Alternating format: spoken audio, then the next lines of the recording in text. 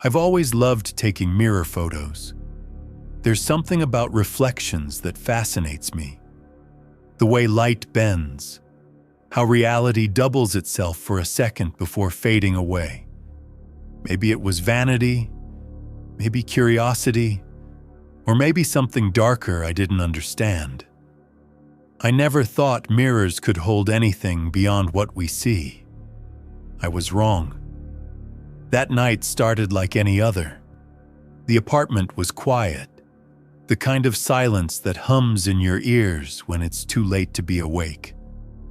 Outside, the city glowed faintly through the fog. I stood in front of the tall mirror in my bedroom, phone in hand, adjusting the light until the reflection looked just right. My hair, my face, the dim lamp behind me, it all felt ordinary. I pressed the button and captured a few shots, checking each one quickly. Then I froze. In the last photo, right behind me near the bedroom door, there was something, a shadow, almost human-shaped, standing perfectly still. My heart stuttered. The door had been closed. I looked up instantly, scanning the reflection again, but the room behind me was empty. I told myself it was just a trick of light. Maybe the curtains fold or the grainy phone camera struggling in the dark. Still, my chest tightened. I set the phone down and took a deep breath. The air felt colder somehow. The apartment seemed smaller. Every sound, the hum of the refrigerator, the ticking clock, became too loud, too close. My fingers trembled as I locked my phone and turned off the screen. But the image stayed in my mind, burned there. That was the moment I decided to cover the mirrors. I don't know why I did it. Maybe because I couldn't stand the thought of seeing that shape again. I grabbed old newspapers, tape, anything I could find. One by one, I covered every mirror in the apartment. The bathroom, the hallway, even the little framed one near the kitchen. Each sheet of paper felt like a small relief. When I finished, I looked around. The walls looked bare, lifeless, safer, or so I thought. The next morning, sunlight crept through the blinds, pale and dusty. I walked into the living room, half asleep, and stopped dead. The mirror near the hallway, the one I'd covered last, had a corner of newspaper peeled back. The tape dangled loose. The rest of the page had fallen to the floor, as if someone had been standing there, carefully tearing it away. My stomach dropped. I hadn't opened a window.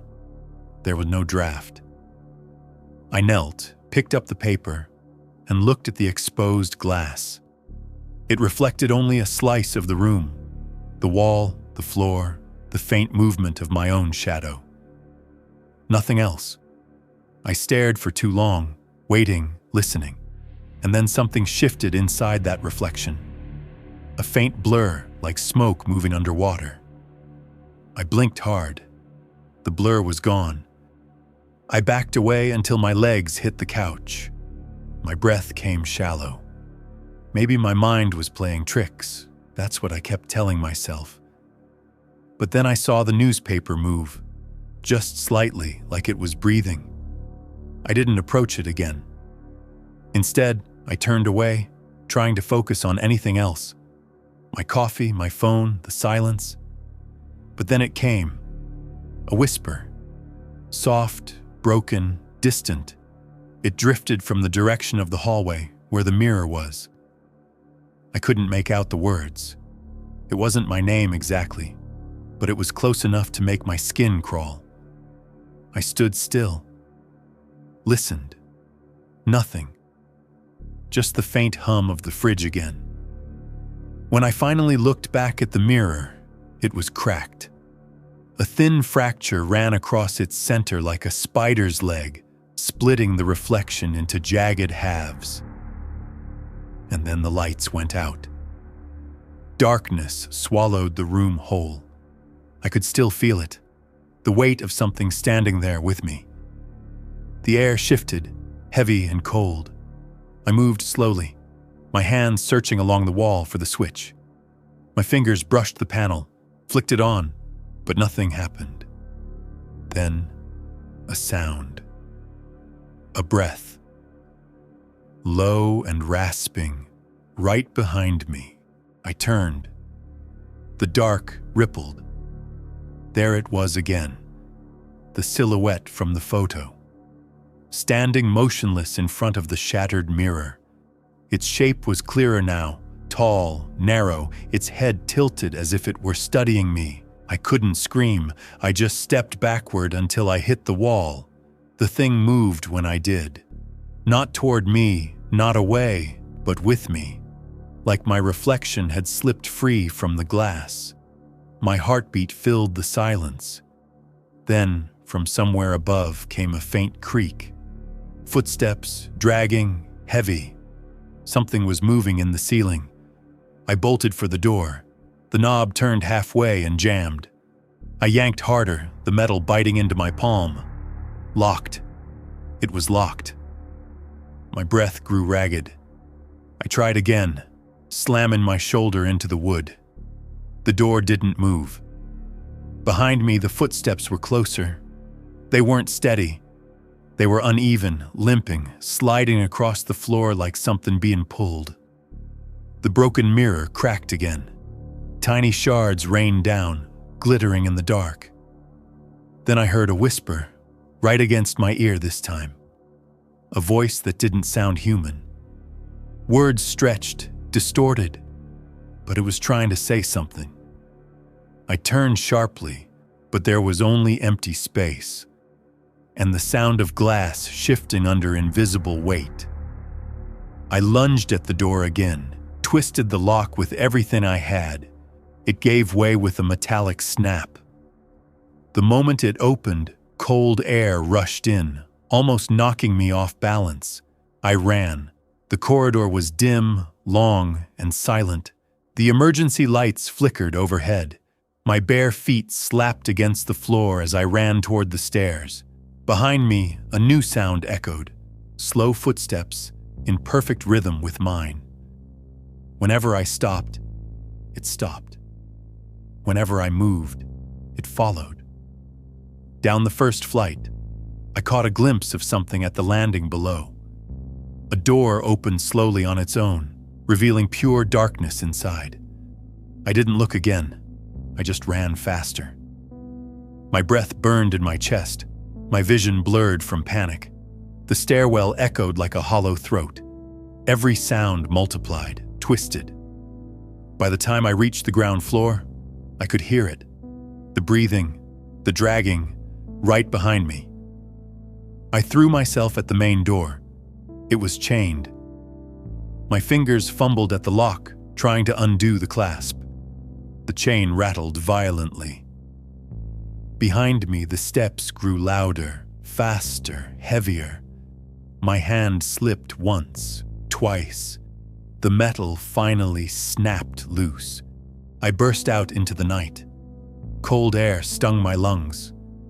The street was empty, glowing faintly under the orange lamps.